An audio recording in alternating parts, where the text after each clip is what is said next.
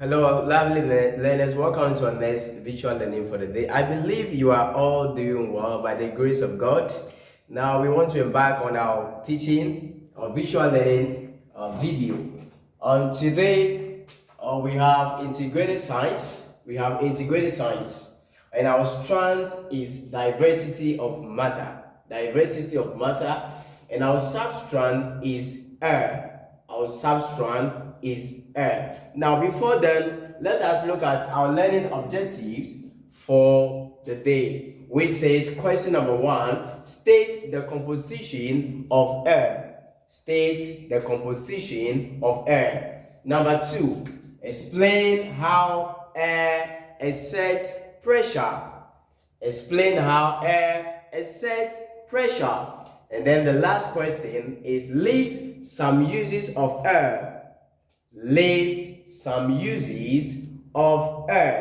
Now let us look at our keywords for the day. One is breathing, sailing, hovering, and the last one is winnowing. We are going to come across the following keywords in our studies for today. Now, I want to consider this before we move on our lesson. I believe we all breathe. What do we breathe? Who can tell me? What do we breathe?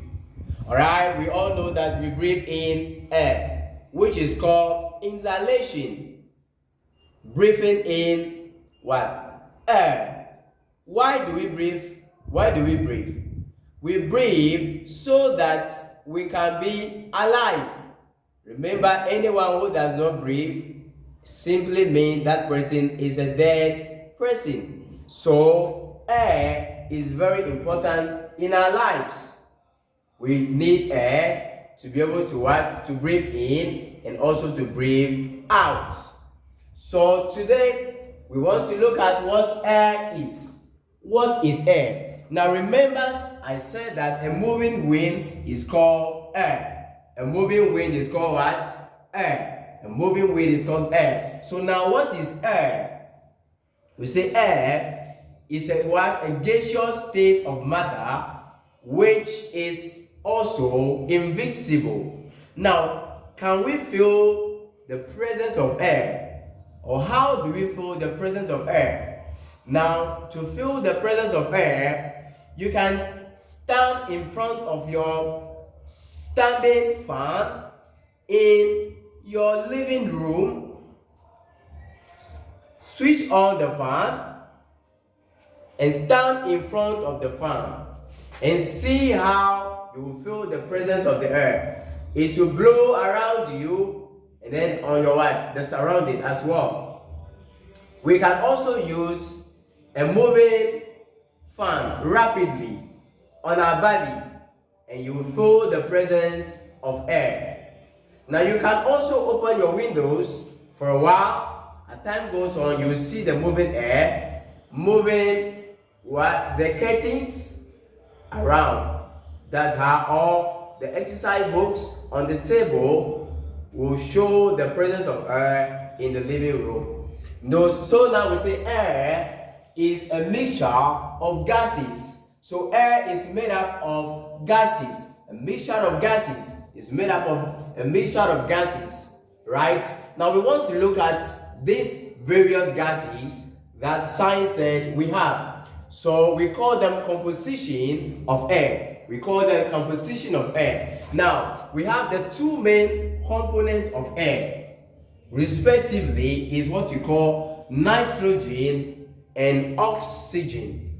These are the main components that is made up of air. And with the respective percentages, we have 78%. So nitrogen is a gas.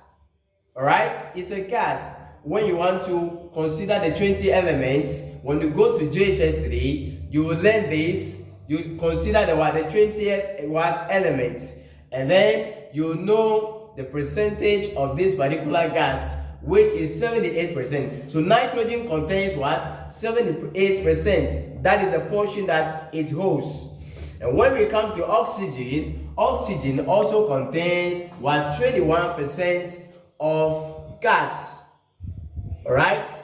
And then when we come to carbon dioxide, I told you the one that we breathe out, and we have those we have in the atmosphere.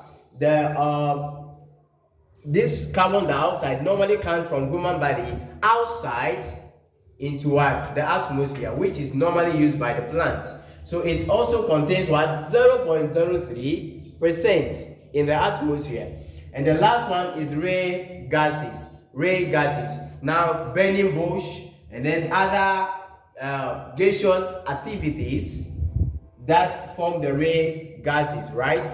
So this one also contains 0.97% respectively. So these are the composition of air. These are the gases that are made up of air. So we have nitrogen, oxygen, carbon dioxide, and rare gases. Alright, now we want to look at how air exerts pressure. We learned that air exerts pressure, or air is a what? A moving force, which normally puts pressure on what? An object. So for example, we say air has mass. Mass is equal to what? Weight. Anything that has mass is the same as what? Its weight. So we say that since air has mass, it's definitely what? It will definitely what? Have a pressure, right? Or it will definitely exert pressure on an object or anything that air can what? Occupy. Now we know when you put a bottle and you pour water on that bottle, what happens is that the water contains what? Air. So both air and the water will what? Occupy that particular bottle. If you fetch water with a bowl, what happens is that there's a presence of air in that particular water. So by doing this, we can use what? An umbrella, wind blowing situation. I believe that when it is raining, most of us use umbrella in our various homes, in markets, or any other places, so that the water will not wet our clothes.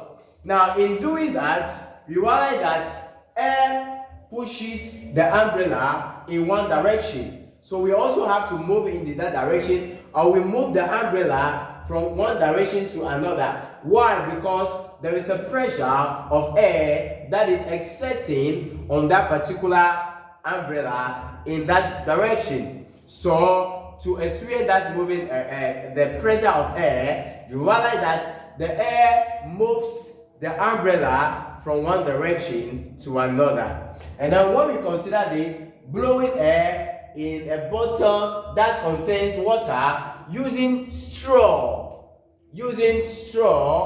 show the pressure of air in the bottle. So you can demonstrate this and experience this in your home today by pouring water in a bottle or using a bowl with straw, and you put it in your mouth and blow the air in the straw. What will happen is that the air will pass through the straw and get to the bottom of the water.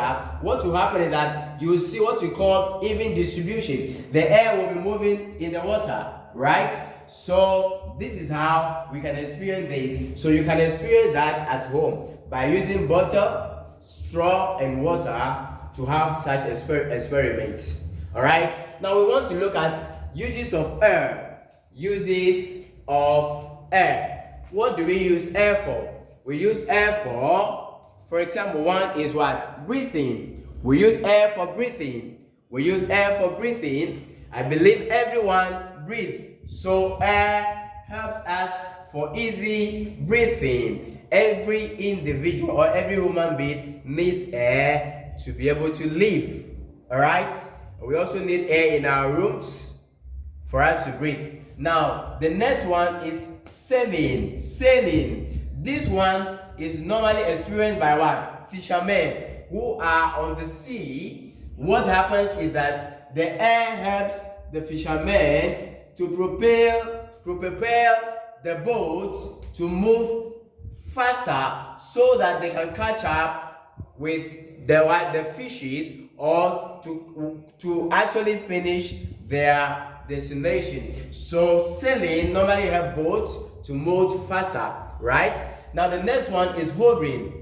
Hovering, these normally help the helicopters to be able to stand or to stop in the air. So air helps helicopter to move faster or to be able to stand or to hold their position in the air. Now the next one is winnowing.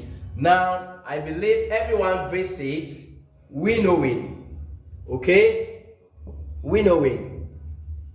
Winnowing. This winnowing is when you are separating two solid components together, two mixtures together. For example, maize. Anytime you want to visit the corn mill, what happens is that you have to seal it, right, or separate those unwanted particles from the maize or the corn itself. So this is what we call winnowing. By doing that, you separate it. The next one is air support burning. Air support burning, right? And the last one is ventilation. Ventilation, which we normally opens our windows so that we can receive fresh air. Ventilation. So this is it. I believe that you understand today's lesson. Make sure you practice the rest at home. See you next time. Bye bye.